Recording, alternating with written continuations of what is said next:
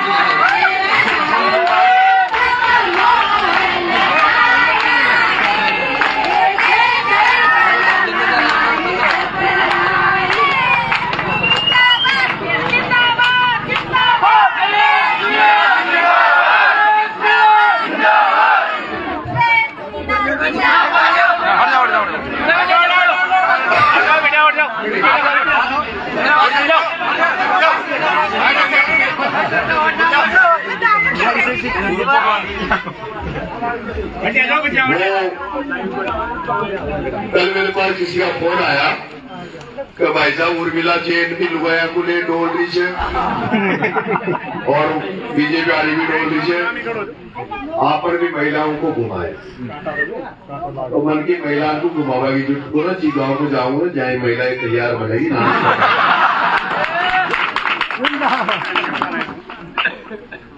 दोनों माताओं ने गीतों के माध्यम से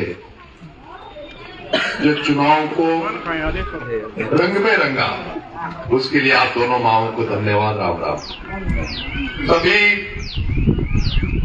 पटवाड़ा के पिता तुल्य बुजुर्गों, युवाओं, मेरी मां बहनों,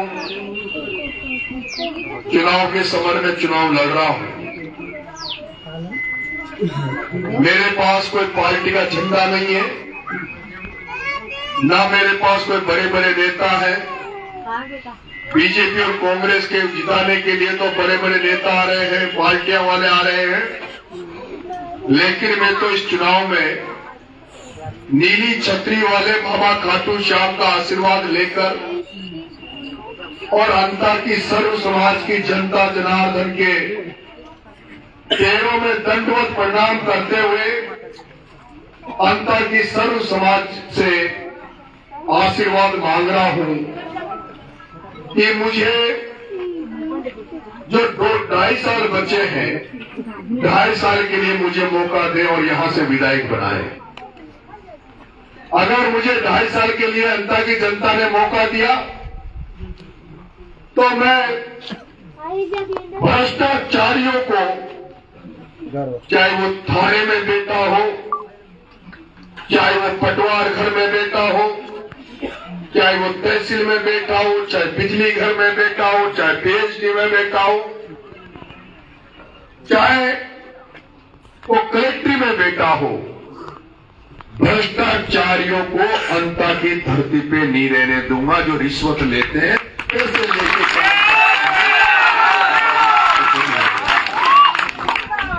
और अगर एमएलए बनने के बाद हमें पता लगा कि ये कर्मचारी, ये अधिकारी ईमानदारी से नौकरी करता है, जनता की सेवा करता है, जनता के दिलों में राज करता है, उसका हम सम्मान भी करेंगे, उसको माला पहनाकर उसका स्वागत भी करेंगे।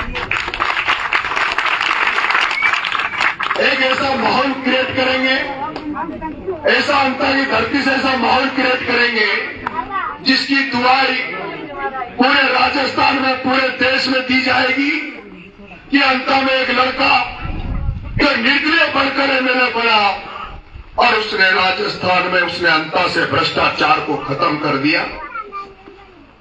मेरी माता बहनों, किसान भाइयों, तुम्हारी फसलें खत्म हो गई, सोयाबीन खत्म हो गई, उड़द खत्म हो गया, धान खत्म हो गई, और हर साल कुछ न कुछ ऐसा होता है कि हमारी फसलें चौपट हो जाती है। लेकिन जब हम फसल बीमा के पैसों के बारे में सुनते हैं तो आज दिन तक फसल बीमा का पैसा किसानों को नहीं मिलता है। जब किसानों को खाद की जरूरत पड़ती है तो खाद काला बाजारी करने वाले लोग खादों को गोदामों में रख लेते हैं और किसानों को जो खाद की जरूरत पड़ती है तो जो 1400 का खर्चा वो 1800 2000 में मिलता है, वो भी अटैचमेंट के साथ मिलता है। आपके यहाँ INJR बिजली का बिल लेने तो आते होंगे, मीटर चेक करने तो आते होंगे, लेकिन कभी कोई तार खराब हो जाए, लाइट खराब हो जाए तब बुलाना, वो फोन नहीं उठाएंगे। बरसात के समय में जो उमस हो जाती है, धमका पड़ता है, तब शांत रहो। तब लोड सेटिंग के नाम पर घंटों तक लाइट काट ली जाती है। आपका बेटा अगर विधायक बन गया तो आज तो मैं नंगे पैर गाड़ी से आया हूं, चुनाव जीतने के बाद नंगे पैर पैदल पैदल पैदल हर विधानसभा में घूमूंगा, गांव में जाऊंगा। जैसे आज वोट मांगने आपके गांव में आया हूं, उसके बाद MLA बनने के बाद इसी तरह से आपके गांव में आऊंगा, इसी तरह से चौराहे पे बैठ के जनता को इकट्ठा करके आपकी एक एक समस्या को सुनूंगा, समस्या को लिखूंगा, सारी जनता की समस्या को इकट्ठा करूंगा। कहीं रास्ता नहीं है, कहीं दिक्कतें, किसी भी तरह की दिक्कतें हैं, उन सारी समस्याओं को इकट्ठा करके फसल बीमा के पैसे दिलवाने के लिए किसानों को, जिन हमेशा के लिए खाद में कभी दिक्कत नहीं आए। अभी मेरी मां यहाँ आंगनबाड़ी की महिलाएं भी काम करती होंगी, आंगनबाड़ी की महिलाओं को 5000 6000 का वेतन मिलता है, 5000 रुपए मिलते हैं, मेहनत करती है। 5000 रुपए से क्या होता है, 2200 रुपए में एक दिन का पड़ा। इससे अच्छा तो आप नरेगा में काम कर लो, कहीं मजदूरी करने चले जाओ, लहसुन काटने चले जाओ, 300-400 रुपए तो वहां मिल जाएंगे। जो मारता है, मेरे को पता लगा हर गांव में आंगनबाड़ी की 2-3 महिलाएं हैं। आंगनबाड़ी की माता बहनों की, आशा सहयोगिनियों की माता बहनों की आपकी तनख्वाह बढ़ाने के लिए, राजस्थान की आंगनबाड़ी की महिलाओं की तनख्वाह बढ़ाने के लिए आपका बेटा सड़कों पर भी लड़ेगा और विधानसभा में भी लड़ेगा। ये आपसे मैं किसानों को इकट्ठा करके 12 की कलेक्ट्री में बैठ जाऊंगा। जैसे 2023 में किसानों की भलाई के लिए, फसल बीमा के पैसों के लिए नरेश मीणा ट्रैक्टर लेके, किसान का ट्रैक्टर लेके कलेक्ट्री में घुस गया था और कलेक्टर एसपी को कह दिया कि नहीं, नरेश मीणा अंदर आकर ज्ञापन नहीं देगा, तुम्हें किसानों के बीच में आना पड़ेगा। और तुमने देखा होगा कलेक्टर एसपी को कलेक्ट्री में ट्रैक्टर के ऊपर खड़ा कर दिया था तुम्हारे बेटे नरेश मीणा, खड़ा ही नहीं किया था, खड़ा ही नहीं किया था। 2023 में 5 सितंबर के दिन था, ट्रैक्टर पे खड़ा किया, उनसे कहा कि फसल बीमा का पैसा लेने आया हूं, फसल बीमा का पैसा दो किसानों को जो तुमने खाकर बैठे हो। 81 करोड़ रुपए फसल बीमा का पैसा मैंने 2023 में इसी 12 में दिलवाया था। आपने देखा होगा पिपलोदी में 7 बच्चे स्कूल की दीवार गिरने से मर गए, 7 बच्चे स्कूल की बिल्डिंग गिरने से 7 बच्चे मर गए। मैं उनको मुआवजा देने के लिए धरना देकर बैठ गया। वसुंधरा को दिक्कत हो गई कि ये कहां से मेरे एरिया में धरना दे दिया, मुझे जेल में डाल दिया, 40 दिन मुझे जेल में रखा, लेकिन घबराया नहीं, डरा नहीं। 40 दिन बाद में जेल से निकलने के बाद भी आपका बेटा उन बच्चों को न्याय दिलाने के लिए, उन बच्चों के परिजनों को आर्थिक मदद करवाने के लिए अन्न छोड़कर 15 दिन तक भूख हड़ताल पर जयपुर बैठ गया।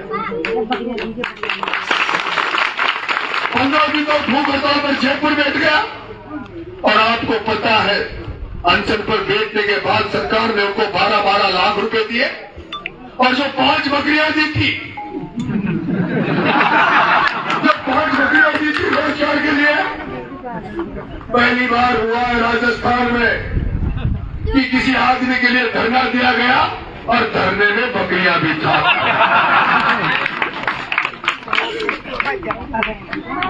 इसलिए उन बच्चों को 1 करोड़ रुपए की एफडी करवाई, उनकी मदद करी।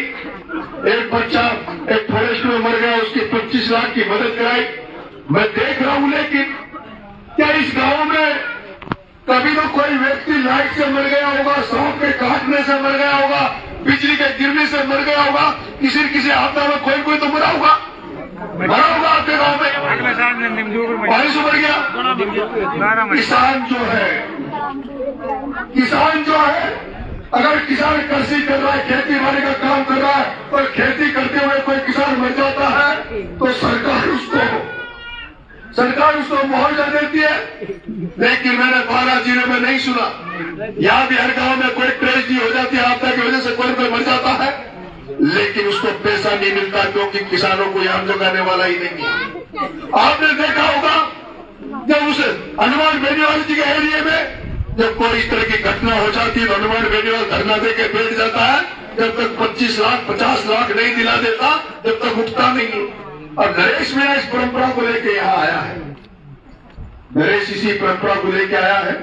कोई व्यक्ति के साथ गलत हो गया, कोई मर गया तो नरेश मीणा उसके परिवार के साथ बैठ जाएगा। अभी एक इटौर में था, बेचारा खेत में गया, उसकी सोयाबीन की फसल खत्म हो गई थी, धान की फसल खत्म हो गई थी, उसने मुनाफा में जमीन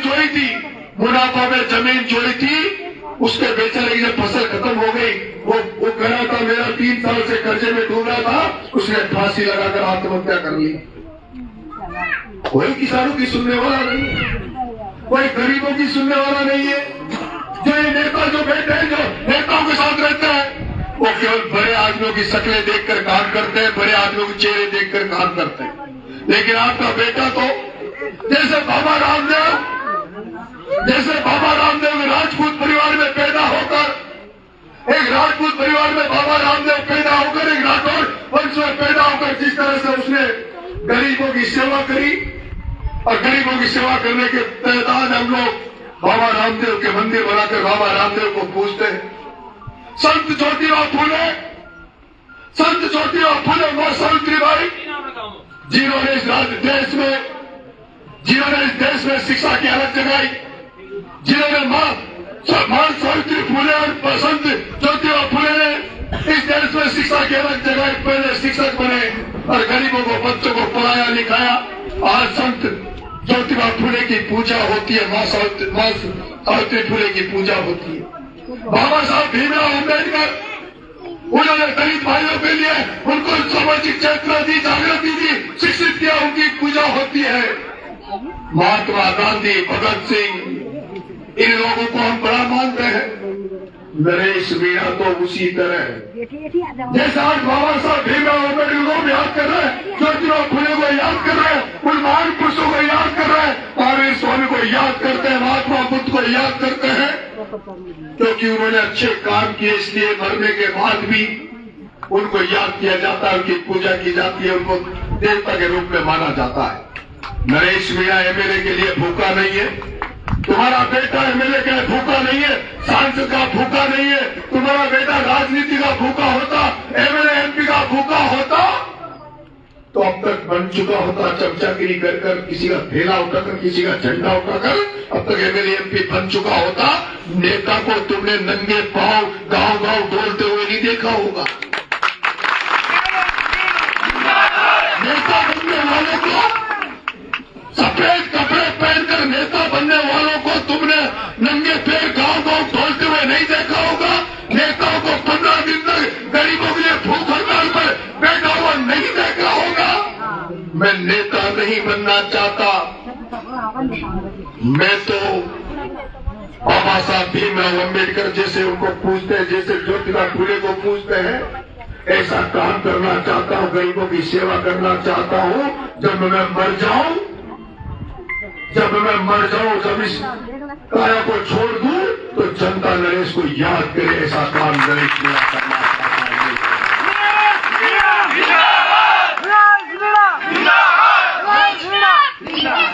आज मैं जो बार बार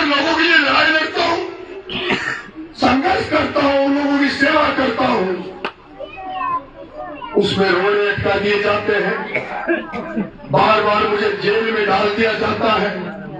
उन बच्चों को न्याय दिलाने गए, 40 दिन जेल में डाल दिया। सम्राटों ने गांव वाले बहिष्कार करके बैठे थे, एक कलेक्टर वहां नाटक कर रहा था, थप्पड़ दे दिया, 2-3 दिन के लिए जेल में डाल देते, लेकिन 8 महीने डाल दिया। बीमा के लिए पैसे दिलाने के लिए धरना दिया, प्रमोद भाई का रेल का डंपर पकड़ाया तो कवाड़ी में 1 महीने के लिए जेल में डाल दिया। 14 बार जेल चला गया, 14 बार जेल चला गया, मुकदमे लगा देते हैं। इसलिए ये जनता की सेवा करने में जो रोड़ा बन रहे हैं, जिस तरह से मैं खुलकर जनता की सेवा करना चाहता हूं, वो बिना पद के नहीं हो सकती, बिना विधानसभा लोकसभा में जाए नहीं हो सकती। इसलिए केवल सेवा करने के माध्यम में केवल एक सहारा लेने के लिए मैं एमएलए का चुनाव लड़ रहा हूं। अगर नरेश मीणा को तो विधायक बनाकर भेज दोगे और मुझे लगेगा कि विधानसभा में मेरी सुनवाई नहीं हो रही, विधानसभा में नरेश मीणा की सुनवाई नहीं हो रही, तो वही कुर्सी फेंककर वहीं से वापस आ जाऊंगा, इस्तीफा और छोड़ आऊंगा।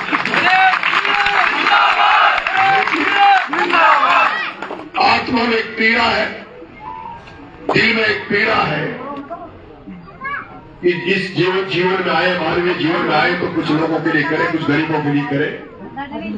मेरी माता बहनों, अपन शादी ब्याह करते हैं, शादी ब्याह करा चला, उसमें टेंट अच्छा लगाते हैं, गुलाब जामुन करते हैं, जिसकी जितनी श्रद्धा होती है उतना अच्छा कार्यक्रम करता है। उसमें आप देखना, बड़े आदमियों को बुलाना, तो बड़ा आदमी आओगा जो तो कहेगा कि सब ठीक जो बड़ी टेंट में कमी छी, सब तो ठीक जो पर गुलाब जामुन में शक्कर कम छी। और आप अगर शादी ब्याह करो, बढ़िया कार्यक्रम करो और गरीबों को खाना खिलाओ, जिनको बेचारों को त्योहार के दिन गुलाब जामुन मिलते हो, जिनको रोज गुलाब जामुन मिलता हो, उसको गुलाब जामुन खिलाओगे तो वो गुलाब जामुन का मतलब नहीं समझेगा।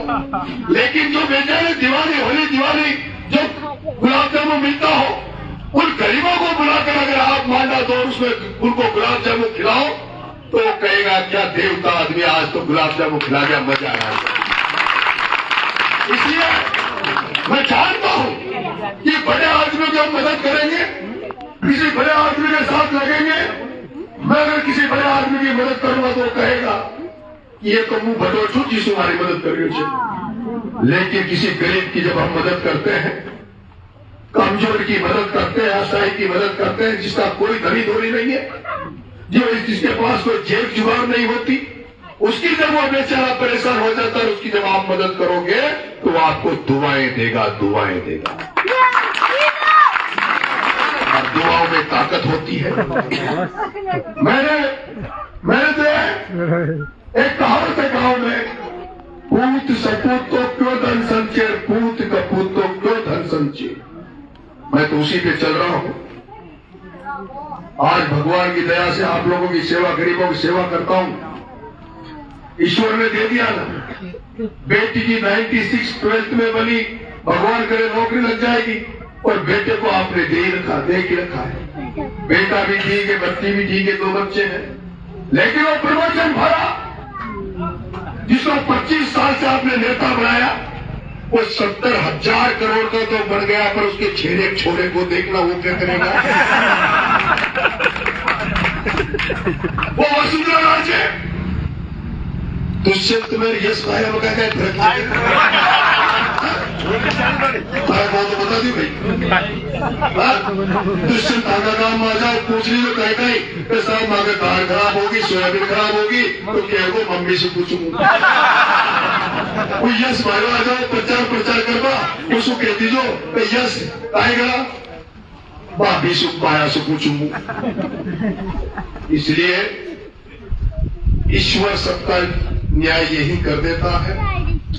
अच्छा काम, नेक काम, ईमानदारी से चलने वालों को ईश्वर यही सब कुछ दे देता है। बेईमानी करने वालों को ईश्वर यही दे देता है। प्रमोद जैन भाई को जब आपने 2003 में एमएलए निर्दलीय के रूप में बनाया था, तब आपने निर्दलीय के रूप में बनाया था कि प्रमोद जैन भाई धर्मात्मा है, ये तो गौशाला चलाता है, हॉस्पिटल चलाता है।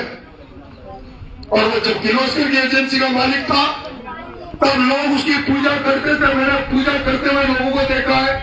जैसे आज आप लोग जनता का सर्वसमान नरेश मीणा में आशा और उम्मीद के साथ आशीर्वाद दे रहा है, उसी तरह से प्रमोद जी भाई के लिए लोगों को मैंने दंडवत करते हुए देखा है, दंडवत होते हुए देखा है। लोग कहते हैं भाया जो जीत जाओगे तो मैं राम देवरा बेहतर जाऊंगा।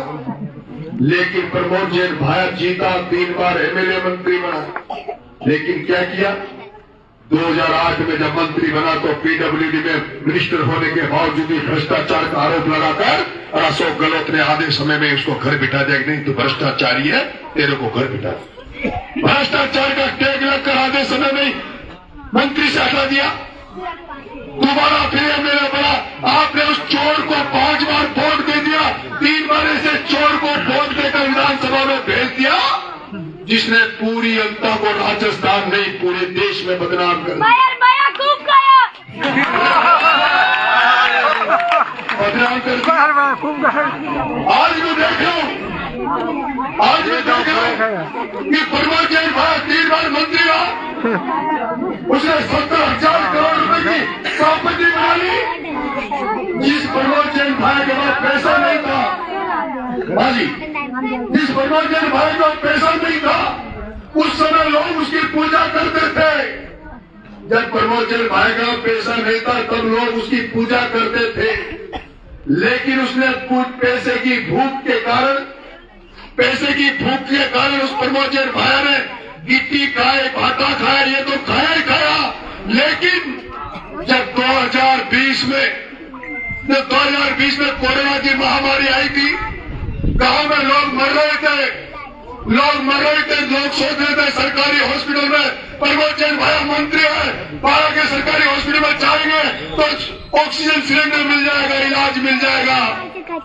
लेकिन जो लोग उस समय जो कोरोना जिनके घरों में आया था और जो 12 इलाज कराने गए होंगे, उनको याद दिला रहा हूँ।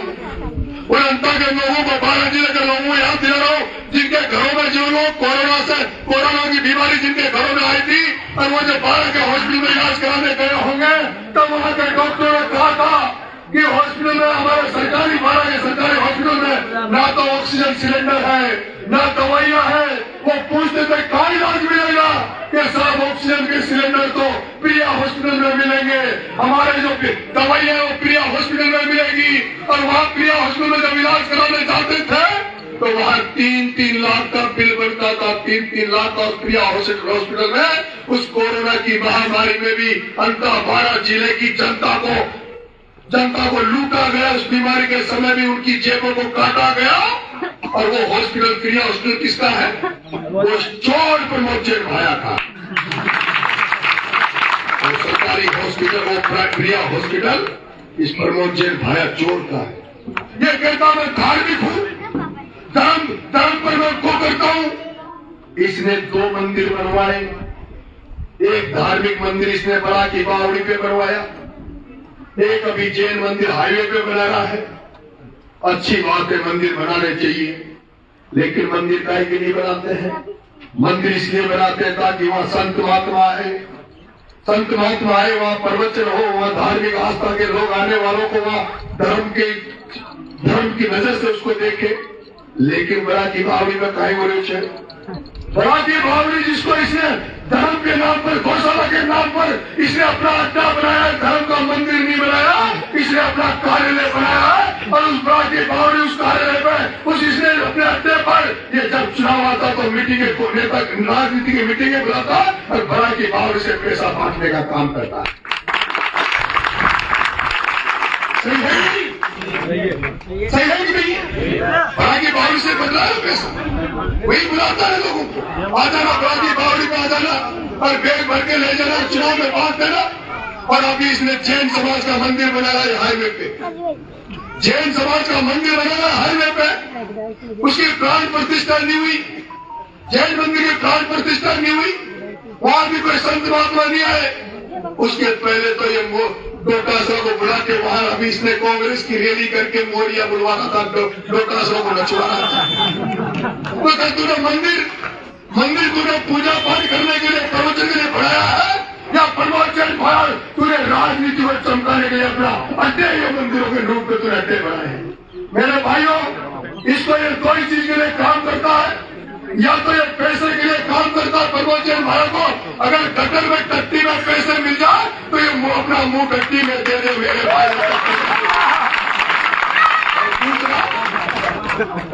दूसरा ये वोटों के लिए, ये वोटों के लिए कुछ भी कर सकता है, ये वोटों के लिए कुछ भी कर सकता है। इसलिए वोटों के लिए जब ये 2003 में निर्दलीय चुनाव लड़ा, जब ये 2003 में चुनाव माजी ये जब 2003 में निर्दलीय चुनाव लड़ा, तो जब निर्दलीय चुनाव लड़ा तो शिवराज जी नगर में कलंक लगाकर, शिवराज जी नगर में कलंक लगाकर खुद की गाड़ी में गोलियां चलवाकर, अरे चुनाव जीत गया था, वोटों के लिए खुद की गाड़ी में गोलियां चलवा दी। और उसके बाद इसने 2 बार विवाह सम्मेलन किए। 23 साल तक एमएलए रहा, एमएलए का चुनाव लड़ा, और 23 साल में इन्हें 2 ही बार शादी करी छे। ये बच्चा की शादी कराओ छे ने, जो कहते मैंने धार्मिक काम करा छे, मैंने सामाजिक काम करा छे, मैंने बच्चा बच्ची की शादी करी छे। अरे भाया तू रोज 3 करोड़ कमा रहे छे, 70,000 करोड़ को तू आदमी छे, तारे रोज साल का 1000 करोड़ आवे छे, तो जो तेरी शादी करनी थी बच्चा की गरीबन की, तो तू हर साल काने करे 23 बार काने करी तेने 2300 एमएलए बने तो हर साल होनी चाहिए ने। अगर सामाजिक काम कर रहा, धार्मिक काम कर रहा है तो हर साल होनी चाहिए ने। लेकिन इसने 23 साल के जीवन में 2 बार शादियां करी है मेरे भाइयों। एक बार तो इन्हें 2008 को एमएलए को चुनाव आ रहे छो, 5 महीना पहले इन्हें गरीबन का बच्चा की शादी करी, तो मैं गरीबन का बच्चा की शादी कर रही छू। इन्हें गरीबन का बच्चा की शादी न करी मारा पाया हो, इन्हें तो सम्मेलन का नाम पर चंदो के को करो और नुकती पूरी खो और बोतल की दुकान जमाई छी। फिर तुम्हारा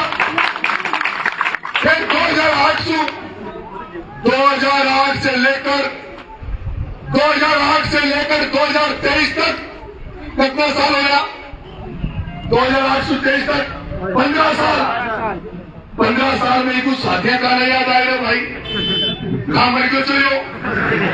15 साल का नदी का गरीबन का ब्याह कर दिया, या कुछ छोरी नदी का जवान होता हुआ 15 साल तक इसने एक शादी नहीं करी। और फिर अभी 2023 से जब चुनाव आया तब फिर शादी करी, चुनाव में फिर चुनाव आके फिर शादी करेगा, नुकती पूरी खा देगा, मांडो दे देगा। अरे अंता की जनता तो पाओगी 4.5 साल में भूल जाओगी, कोई याद दबाओगी। अरे बीजेपी वाला तो चुनाव लड़े थे, वहां की तो औकात है ही नहीं जो हमारे खिलाफ बोल जाओ। फिर तीसरी बार फिर अभी तैयारी कर रहा था, तो छोड़ो जवान तो हो गयो, छोड़ो बूढ़ो हमारी पान आ रही है, तो भाई को ब्याह करा, लेकिन ब्याह न कर रही हो, छोड़ा को ब्याह न कर रही हो, छोड़ा को ब्याह कर तो 2028 का चुनाव का 5 महीना अब 2028 के चुनाव के 5 महीने पहले ये छोरे का ब्याह करता, तुम्हारे गांव में बसें लगा देता, ट्रैक्टर भेज देता कि आ जाओ गुलाब जामुन खाऊं, मिठाई खाऊं, खा जाता भर हॉस्पिटल में मरे उसको भूल जाते, पत्थर खाया, भ्रष्टाचार सबको भूल जाता, और फिर उनका गुलाब जामुन खा गाँव में कहा कहता हर अब तो यार गुलाब जामुन खा लिया, वोट तो कोई देनी पड़ेगा, सब भूल जाते और वोट फिर उनको देते। इसलिए मैं कह रहा हूँ ये 2 काम के लिए है, एक तो इसको पैसा अगर टट्टी में मिल जाए तो टट्टी में मुंह दे दे, और इसको वोट भी इसको अगर गटर में मिल जाए तो वोट के लिए गटर में मुंह दे। इसलिए जागने की जरूरत है, समझने की जरूरत है। आपके बेटे के पास कोई नेता नहीं है, कोई नहीं है, जनता जनार्दन का आशीर्वाद लेके आपके चरणों में ढोक देते हुए आपसे 2.5 साल के लिए वोट मांग रहा हूं, मेरी मदद करना। क्या मदद करोगे भटवाड़ा वासियों? अगर मदद मेरी बात सुनो, जो मेरे को आशीर्वाद देंगे, सच्चा आशीर्वाद देंगे, वो 2 हाथ खड़े करना, और जो नहीं देंगे मत करना। जितना भेजोगे आपका बेटा भी जैसे श्रवण कुमार ने अपने माँ बाप की सेवा की, वैसे नरेश मियाँ भी श्रवण कुमार बनकर अंता की जनता की सेवा करने का मौका